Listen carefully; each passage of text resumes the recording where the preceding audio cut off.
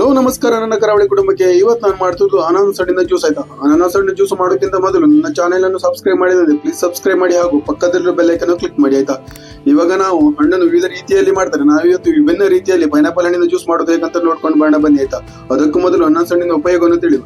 ಅನಾನಸ್ ಹಣ್ಣಿನ ಹಲವಾರು ರೋಗಗಳಿಗೆ ಇದು ರಾಮಬಾಣ ಅಂತ ಹೇಳ್ಬೋದು. ನಿಮ್ದು ಇದು ಚರ್ಮದ ಇದನ್ನು ಗ್ಲೋ ಮಾಡ್ತದೆ. ಆಮೇಲೆ ಇದರ ಚರ್ಮದ ನೀರಿಗೆಯನ್ನು ಸುಕ್ಕುಗಟ್ಟುವುದನ್ನು ದೂರ ಮಾಡ್ತದೆ. ಯಾಕಂದ್ರೆ ಇದರಲ್ಲಿ ವಿಟಮಿನ್ ಸಿ ಅಂಶ ಜಾಸ್ತಿ ಇರೋದ್ರಿಂದ ನಿಮ್ಮ ಸ್ಕಿನ್ ಗ್ಲೋಗೆ ತುಂಬಾ ಉಪಯುಕ್ತಕಾರಿ. ಹಾಗೆ ಬೋನ್ ಸ್ಟ್ರೆಂತ್ ಅನ್ನು ಇದು ಜಾಸ್ತಿ ಮಾಡ್ತದೆ. ಯಾಕಂದ್ರೆ ಈ ಹಣ್ಣಿನಲ್ಲಿ ಮ್ಯಾಂಗನೀಸ್ ಅಂಶ 70% ಇರ್ತದೆ. ಆದ್ರಿಂದ ಇದು ಬೆಳೆಯುವ ಮಕ್ಕಳಿಗೆ ತಿಂದ್ರೆ ತುಂಬಾ ಉಪಯುಕ್ತಕಾರಿ ಅಂತ ಹೇಳ್ಬೋದು. ಹಾಗೆ ನಾನು ನನ್ನ ದೈಹಿಕ ಸಬ್ಸ್ಕ್ರೈಬ್ಗೋಸ್ಕರ ಏನೇನು ಹೇಳುವುದಿಲ್ಲ. ಇಲ್ಲಿ ಗರ್ಭಿಣಿ ಸ್ತ್ರೀಯರು ಇದನ್ನು ತಿನ್ಲೇಬೇಡಿ. ಯಾಕಂದ್ರೆ ಅನಾನಸ್ ಹಣ್ಣಿಂದ ಗರ್ಭಿಣಿ ಸ್ತ್ರೀಯರು ತುಂಬಾ ದೂರ ಇದ್ರೆ ಒಳ್ಳೇದು. ಹಾಗೆ ಶುಗರ್ ಪೇಷಂಟ್ಸ್ ಇದನ್ನು ನೀವು ಡಾಕ್ಟರ್ ಸಲಹೆಯಿಂದ ತಿನ್ನಿ.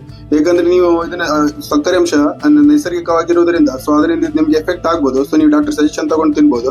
ಸೊ ಪೈನಾಪಲ್ ಹಣ್ಣಿನಲ್ಲಿ ಐರನ್ ಪ್ರಮಾಣ ಜಾಸ್ತಿ ಇರೋದ್ರಿಂದ ರಕ್ತದ ಹೀನತೆಯನ್ನು ದೂರ ಮಾಡ್ತದೆ ಹಾಗೂ ರಕ್ತ ಹೆಪ್ಪುಗಟ್ಟೆಯನ್ನು ತಡೆಯುತ್ತದೆ. ಸೊ ಯಾರ್ಯಾರು ಹಾರ್ಟ್ ಪೇಷಂಟ್ ಇರ್ತಾರಲ್ಲ ಅದನ್ನೆಲ್ಲ ನೀವು ವೀಕ್ಲಿ ಒಂದು ಗ್ಲಾಸ್ ತಗೊಂಡ್ರೆ ಇದರಿಂದ ನಿಮ್ಗೆ ತುಂಬಾ ಉಪಯುಕ್ತಕಾರಿ ಅಂತ ಹೇಳ್ಬೋದು. ಅನಾನಸ್ ಹಣ್ಣಿನಲ್ಲಿ ಫೈಬರ್ ಅಂಶ ಜಾಸ್ತಿ ಇರೋದ್ರಿಂದ ಜೀರ್ಣಕ್ರಿಯೆಗೆ ತುಂಬಾ ಸಹಾಯ ಮಾಡ್ತದೆ.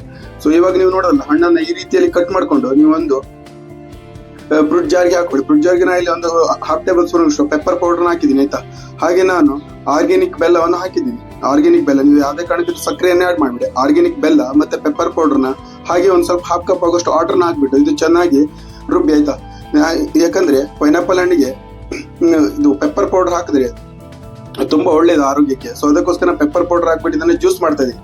ಕೆಲವೊಬ್ಬರೆಲ್ಲ ಸಕ್ಕರೆ ಹಾಕ್ಬಿಟ್ಟು ಜ್ಯೂಸ್ ಮಾಡ್ತಾರೆ. ಸಕ್ಕರೆ ಅದು ನಮ್ಗೆ ಸಕ್ಕರೆಗಿಂತ ಬೆಲ್ಲನೇ ಎಷ್ಟು ಬೆಟರ್ ಅಂತ ಹೇಳ್ಬೋದು. ಸೊ ಈ ತರ ನೀವು ಇದನ್ನ ಚೆನ್ನಾಗಿ ಗ್ರೈಂಡ್ ಮಾಡಿ ಜ್ಯೂಸ್ ನ ಮಾಡಿ ಕುಡಿಬಹುದು. ಒಂದ್ ವೇಳೆ ನಿಮ್ಮಲ್ಲಿ ಫ್ರೂಟ್ ಜಾರ್ ಇಲ್ಲ ಅಂದ್ರೆ ನಾರ್ಮಲ್ ಆಗಿ ಮಿಕ್ಸಿಲ್ ಹಾಕಿ ರುಬ್ಬಿ ಅದನ್ನ ನೀವು ಒಂದು ಜಾರ್ಡಿಯಲ್ಲಿ ಸೋಸ್ಕೊಂಡು ಕುಡಿಬಹುದು. ಸೊ ಇದರಲ್ಲಿ ಮಾಡಿದ್ರೆ ನೀವು ಸೋಸ್ ಅವಶ್ಯಕತೆ ಇರಲ್ಲ. ಸೊ ಇದರಲ್ಲಿ ತುಂಬಾ ಕ್ಲೀನ್ ಆಗಿ ಗ್ರೈಂಡ್ ಆಗುತ್ತೆ. ನೋಡಿ, ಈ ತರ ಪೈನಾಪಲ್ ಫ್ರೂಟ್ ನ ಜ್ಯೂಸ್ ಮಾಡಿ ನೀವು ಕುಡಿಬಹುದು. ಅನಾನಸ್ ಹಣ್ಣು ಒಂದು ಸಾಂಕ್ರಾಮಿಕ ರೋಗಕ್ಕೆ ರಾಮಬಾಣ ಅಂತ ಹೇಳ್ಬೋದು. ಇದರಲ್ಲಿ ವಿಟಮಿನ್ ಸಿ ಮತ್ತೆ ಬ್ರೋಮೆಲೈನ್ ಜಾಸ್ತಿ ಅಂಶ ಇರೋದ್ರಿಂದ ಸೊ ಅನಾನಸ್ ಹಣ್ಣು ನಿಮ್ಮಲ್ಲಿ ಬಿಳಿ ರಕ್ತಗಳನ್ನು ಹೆಚ್ಚಿಸಿ ಸಾಂಕ್ರಾಮಿಕ ರೋಗದ ವಿರುದ್ಧ ಹೋರಾಡ್ತದೆ. ಸೊ ಈ ರೀತಿ ಹಣ್ಣಿನ ಜ್ಯೂಸ್ ಅನ್ನು ನೀವು ನಿಮ್ಮ ಮನೆಯಲ್ಲಿ ಮಾಡಿ ನಿಮ್ಮ ಫ್ಯಾಮಿಲಿ ಫ್ರೆಂಡ್ಸ್ಗೂ ಶೇರ್ ಮಾಡಿ. ಹಾಗೆ ನನ್ನ ಚಾನಲ್ ಸಬ್ಸ್ಕ್ರೈಬ್ ಮಾಡಿ ಅಂತ ಹೇಳ್ತಾ ನೆಕ್ಸ್ಟ್ ವಿಡಿಯೋದಲ್ಲಿ ಸಿಗೋಣ. ಆಯ್ತಾ, ಅಲ್ಲಿವರೆಗೂ ಟಾಟಾ, ಬೈ ಬೈ.